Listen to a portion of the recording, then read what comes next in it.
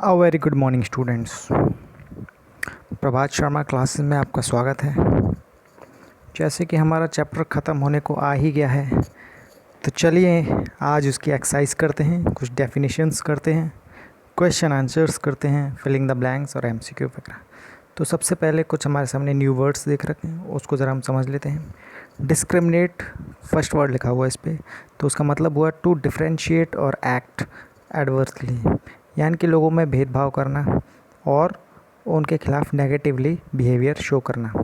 ये हमारा डिस्क्रिमिनेट कहलाया जाता है। हम पहले से ही थिंकिंग बना लेते हैं।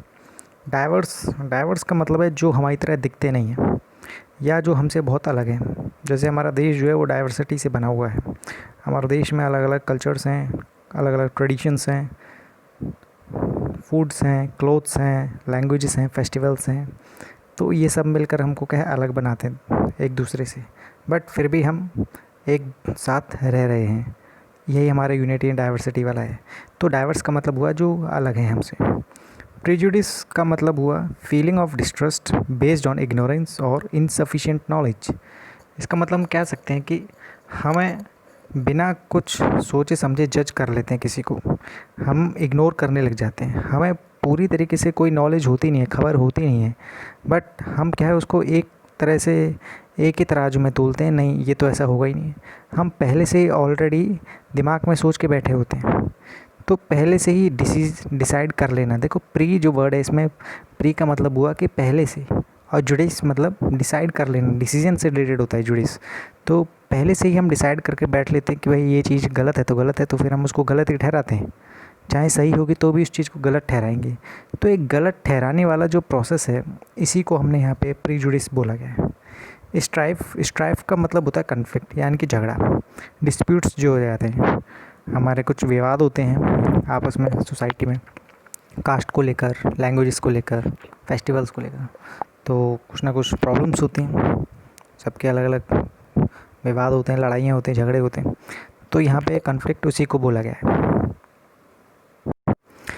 नेक्स्ट वर्ड है हमारा कॉन्स्टिट्यूशन। अभी कॉन्स्टिट्यूशन होता क्या है? A written document which contains rules and regulations for running a country. एक ऐसा डॉक्यूमेंट होता है, एक बेसिक, जहाँ पे सारे रूल्स एंड रेगुलेशंस लिखे हुए होते हैं। हमारे देश को चलाने के लिए हमें कॉन्स्टिट्यूशन की ज़रूरत पड़ी। 1949 में हमने पूरा कॉन्स्टिट्यूशन हमारा बनकर तैयार हुआ, और 1950 हमारा 26 जनवरी 1950 में हमारा पब्लिक हो गया। तो जब हमारा देश आज़ाद हुआ था तो हमें कॉन्स्टिट्यूशन की ज़रूरत पड़ी थी। बहुत सारे लोगों ने इम्पोर्टेंट रोल प्ले किया था कॉन्स्टिट्यूशन को बनाने में। कमेटीज़ थे जिनके मेन हेड जो थे वो डॉक्टर भीमराव अम्बेडकर थे। तो हमारे देश को चलाने के लिए बेसिक रूल्स एंड रेगुलेशंस जिनकी ज़रूरत होती है, वो सारी चीज़ें इसमें लिखी हुई हैं कॉन्स्टिट्यूशन, क्योंकि इसी की वजह से ये हमारा देश चलता है। तो कॉन्स्टिट्यूशन क्या है? ऐसा रिटन डॉक्यूमेंट जहाँ पे चीज़ें लिखी हुई हैं, जहाँ पे क्या कंटेन करता है, रूल्स एंड रेगुलेशंस, यानी कि पूरे कायदे कानून। हमारे देश को चलाने के लिए ऐसे कौन से कायदे कानून हैं जो उसको फॉलो करने हैं। तो ये सारी बातें हमें कॉन्स्टिट्यूशन बताता है। नेक्स्ट, ये कुछ एनसीईआरटी के क्वेश्चंस हैं, ज़रा ध्यान से देखें। कुछ मैच द फॉलोइंग हैं, तो कुछ सिचुएशंस दे रखी हैं, ज़रा उनको मैच करते हैं। Two surgeons were sitting down to lunch when one of them made a call on the mobile. दो सर्जन थे, बैठे हुए थे लंच के टाइम पर, उन्होंने आपस में कॉल करी। एक ने कॉल करी थी अपने मोबाइल फ़ोन से। ठीक। नेक्स्ट दे रखा है the boy who won the drawing competition went to the dais. एक लड़का ड्राइंग कॉम्पिटिशन जीता। उसके बाद क्या हो, उसका हम कह सकते हैं कि इनको कौन कौन से ऐसे चैलेंजेस फेस करे जाते हैं। One of the fastest athletes in the world, सबसे तेज़ भागने वाला इंसान जो हमारा स्पोर्ट्स पर्सन, उसके लिए क्या हो सकता है stereotype. She was not the well of but had a dream. वो इतना एलिजिबल नहीं थी बट उसका एक सपना था। आइए इनके अब हम मैचिंग करते हैं, आंसर्स देखते हैं। अब इनके लिए क्या हो सकता है स्टीरियोटाइप। तो जो सर्जन्स जो बैठे हुए थे उनमें से एक ने कॉल लगाया अपने, तो देखो थर्ड इसका आंसर है to speak with her daughter who had just return from the school. एक सर्जन ने फ़ोन लगाया अपनी बच्ची से बात करने के लिए जो अभी अभी स्कूल से लौटी थी। जो बच्चा ड्राइंग कंपटीशन जीता था, on a wheelchair to collect his prize. जो बच्चा जीता था उसके लिए क्या हो सकता है कि हमारा कह सकते हैं कि स्टीरियोटाइप, वो अब जो ड्राइंग कॉम्पिटिशन जीता था वो बेचारा व्हील चेयर पे था, हैंडीकैप था, अपना बेचारा वो प्राइज़ लेने गया, रिसीव करने गया। एक जो one of the fastest athletes, जो अब सबसे तेज़ धावक जो था, दौड़ने वाला इंसान, स्पोर्ट्स पर्सन, वो किससे सफ़र कर रहा था? वो क्रॉनिक अस्थमा से सफ़र करने लग गया, जिसकी वजह से वो नहीं दौड़ पाता। उसको एक लंबी डिजीज़ होने लगी जो अस्थमा थी। अब she was not that well of but had a dream. हाँ, वो उतनी एलिजिबल नहीं थी, बट उसका एक सपना था, क्या बनने का? To become an astronaut which she did. एक ऐसा सपना था एस्ट्रोनॉट बनने का, जो यूनिवर्स में जो जाते हैं, स्टडी करते हैं प्लैनेट्स की, गैलेक्सीज की, और वो बन के भी दिखाई। नेक्स्ट क्वेश्चन देखते हैं। How can the stereotype that the girls are burden on their parents affect the life of a daughter? ये लड़कियों में ऐसा क्यों देखा जाता है? ऐसा स्टीरियोटाइप पहले से एक रूढ़िवादी, हमने एक परंपरा, या हम कह सकते हैं ऐसी थिंकिंग बना ली है कि गर्ल्स जो हैं, क्या वो अपने पेरेंट्स पे एक बर्डन की तरह होती हैं, लोड की तरह होती हैं, बोझ की तरह, और वो अपने पेरेंट्स की लाइफ को कैसे अफेक्ट करती हैं एज अ डॉटर के रूप में? ज़रा देखते हैं। Imagine this situation and list at least 5 different effects that this stereotype can have on the way daughters get treated in the house.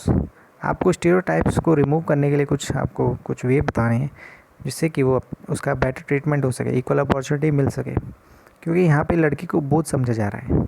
तो आइए देखते हैं वो कौन से रास्ते हैं, वो कौन से सॉल्यूशंस हैं ठीक करने के लिए। अब लड़की को बोझ कैसे माना जाता है? तो सबसे पहला वे इसमें दे रखा है, she does not have access to quality education. उसको अच्छी शिक्षा लेने की राइट दे ही नहीं रखा पेरेंट्स ने, या उनको इतने अवेयर नहीं थे कि वो अच्छी शिक्षा दे सकें अपनी लड़की को, वो अच्छा पढ़ा सकें अपनी लड़की को। तो ये एक रीज़न हो सकता है, लड़की को बर्डन माना जाता है। She does not have access to proper health care and nutrition. क्या पता उसे अच्छा खाना नहीं मिल रहा हो, अच्छे स्वास्थ्य नहीं हो, प्रॉपर न्यूट्रिशन यानी कि कह सकते हैं पूरा पोषण नहीं अच्छा मिल रहा हो, तो पोषण की कमी है तो उसकी हेल्थ पे भी असर होगा। तो ये भी एक रीज़न हो सकता है स्टीरियोटाइप का बर्डन के लिए। The chances of her becoming an independent and self reliant individual are minimal. जो हमने उसको चांस ही नहीं दे रखे, घर में इंपॉर्टेंस ही नहीं दे रखी, स्टीरियोटाइप की तरह एक तरह से हमने थिंकिंग बना रखी है कि लड़की तो बोझ होती हैं, हमने उसको इंडिपेंडेंट बनने ही नहीं दिया, स्वतंत्र और अपने आप पे खुद विश्वास कर सके, वो ना के बराबर है उसमें। इसीलिए लड़कियों को बोझ माना जाता है। लड़कियों को अपने आप पैरों पे खुद खड़ा नहीं किया जाता, ना ही कोई यहाँ पे पेरेंट्स सपोर्ट कर रहा है। इस सिचुएशन में देखा जाए तो यही रास्ता है कि हमें पेरेंट्स को खड़े होने के लिए चांस देना चाहिए लड़कियों को, और स्वयं पे विश्वास करके वो अपना आगे फ्यूचर अच्छे से बना सकें। फोर्थ रीज़न ये भी हो सकता है, she is deprived of love और केयर एंड अटेंशन। क्या पता उसे प्यार की ज़रूरत हो, या ख्याल की ज़रूरत हो, या फिर सावधानी की कोई उसके बारे में भी कोई चिंता करे जो उसे ना मिल पाया हो उसके पेरेंट्स से। तो ये भी एक रीज़न हो सकता है। कभी कभी ऐसा होता है बच्चा डिप्रेशन में आ जाता है, उसे ये सब चीज़ें मिल नहीं पाती, तो पेरेंट्स भी ये सब सोचते हैं, पेरेंट्स की कमी हो जाती है कि हम बच्चे पे ध्यान नहीं दे पाए, प्यार नहीं दे पाए। ठीक, तो ये पॉसिबल रीज़न हो सकता है स्टीरियोटाइप के लिए कि यहाँ पे लड़की बर्डन बनी हुई है, और पेरेंट्स को ये भी नहीं पता कि बच्चा हमारा डिप्रेशन में, ये सब चीज़ें इसको मिला ही नहीं है, वो डिप्राइव्ड हो चुका है, मतलब बिल्कुल परे हो चुका है, उसे तो एक लव और केयर अफेक्शन कुछ मिला ही नहीं है। लास्ट रीज़न दे रखा है, हर moral and self respect as an individual are affected. क्या पता उसने जो सीखी हों चीज़ें, प्लस उसके खुद की जो रेस्पेक्ट है, उससे किसी पर्सन के अलावा होते हुए भी अफेक्ट किया गया हो, माता पिता ने कोई ऐसी बात कह दी हो जो उसे असर कर गई हो। After facing so many prejudice, she herself begins to believe in the prejudice and stereotype that have shaped her life so far. ये सारी सिचुएशंस को देखते हुए उसने माइंड में नेगेटिव थिंकिंग बना ली कि मेरे पेरेंट्स तो मेरे को मौका ही नहीं देते, चांस नहीं देते, या प्यार नहीं करते। तो ये नेगेटिव थिंकिंग जो बना ली है, उसने खुद को नेगेटिवली जज कर लिया है, खुद को गलत ठहरा दिया है कि ये सारी चीज़ें तो हो ही नहीं सकती। इसी वजह से उसने क्या है स्टीरियोटाइप्स को देखते हुए अपने आप को ढाल लिया है, अपने आप को शेप कर लिया है। नेक्स्ट देखते हैं, what does the constitution say with regard to equality. हमारा कॉन्स्टिट्यूशन क्या चीज़ बताता है इक्वालिटी के लिए। What do you think it is important for people to be equal. क्या ज़रूरी है कि सभी लोग हमारे सोसाइटी में इक्वल रहते हों। कॉन्स्टिट्यूशन हमें ये अधिकार देता है कि सभी जो पर्सन्स हैं सभी इक्वल हैं, सभी को एक नज़र से देखता है कॉन्स्टिट्यूशन।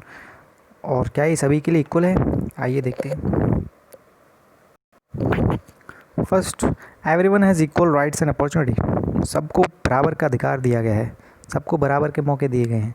सभी हर चीज़ को कह सकते हैं कि सबको राइट टू फ्रीडम है, स्वतंत्र रहने का अधिकार है। Right to free to express है, यानी कि अपनी चीज़ें को बता सकता है, एक्सप्रेस कर सकता है, बिकॉज ही और she is living in a free country, independent country. तो वहाँ पे कुछ भी बता सकता है। सबको यहाँ पे बराबर राइट्स दिए गए, इक्वली ट्रीट किया गया है, सबको बराबर मौके दिए गए हैं, जॉब अपॉर्चुनिटी हो या किसी भी तरह की अपॉर्चुनिटी हो। अनटचेबिलिटी इज़ ए क्राइम और legally abolished by the law. Untouchability कह सकते हैं कि छुआछूत वाला जो है वो एक क्राइम माना गया है और एक कानूनी तरीके से लॉ के द्वारा इसको हटाया गया है। पहले लोग सोचते थे अनटचेबल छुआछूत की, अरे हम गंदे हो जाएंगे, हमारा धर्म भ्रष्ट हो जाएगा, हमने क्या कर दिया इसको छूकर, उसको लो दिखाते थे दलित्स वगैरह को। तो इसको भी लॉ ने हटाया है कुछ हद तक। तो ये हमारे कॉन्स्टिट्यूशन ने उनको बराबरी का मौका दिया है जो एससीज थे, दलित से, जब कानून ने इसको हटा दिया अनटचेबिलिटी वाले कॉन्सेप्ट को। People are free to choose the kind of work they wish to do. People बिल्कुल फ्री हैं, बिल्कुल स्वतंत्र हैं, कोई भी तरह की कोई भी बात नहीं है उनके सामने, रुकावट नहीं है, वो किसी भी तरह का काम कर सकते हैं जैसे उनकी मर्ज़ी आए। Government jobs are open to all the peoples. सभी के लिए सरकारी नौकरियां ओपन हैं, कोई ऐसा नहीं है कि एक स्पेशल कोई स्पेसिफिक दर्जे को ही नौकरी दी जा रही हो या किसी गरीब तबके को बिल्कुल अलग किया जा रहा हो, अवॉइड किया जा रहा हो, इग्नोर किया जा रहा हो। ठीक स्टूडेंट्स, ये कुछ आपके एनसीईआरटी के क्वेश्चंस थे।